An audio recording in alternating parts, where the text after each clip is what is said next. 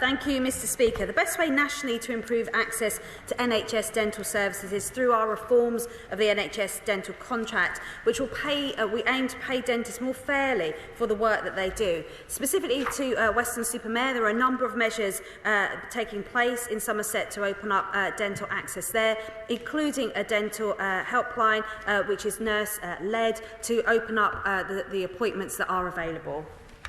Rose. Mr Speaker, I thank the Minister for her answer. And even before the pandemic, the NHS only commissioned enough dentistry to cover about half the population in England. And COVID has massively increased both backlogs and inequalities in Weston-super-Mare and many other parts of the country too.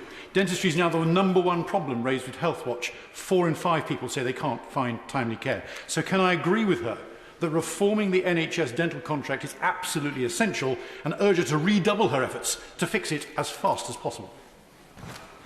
Can I thank my honourable friend? He is absolutely right. The nub of the problem is the dental contract. Negotiations have started. The details are with the BDA as we speak, and we expect to make an announcement before the summer recess. Mr Speaker, and I'd like to thank my honourable friend for the work that she's done in pushing this contract reform through. It is key to shifting the dial.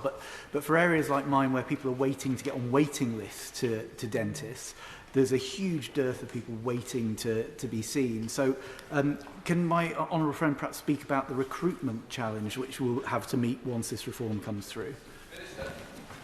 Yes, he's quite right. It isn't just about the contract, although that is a key aspect to trying to get more dentists to take on NHS work. But we are working on a number of incentives to increase recruitment, including working with Health Education England on Centres for Dental Development to train more dentists in those hard-to-reach areas, which tend to be coastal and rural areas. And also we are looking at how we can reform the overseas dentist policy, and we're working with the GDC on that and maybe bringing legislation forward towards the end of the year to improve that also. Mohammed Jaffer. Thank you very much, Mr Speaker. When I wrote to the Minister recently about my concerns over NHS dental waiting time, I was advised that my constituents weren't restricted by geography, implying that they should travel for an appointment. But the whole of east of England has been identified by the Association of Dental Groups as a dental desert.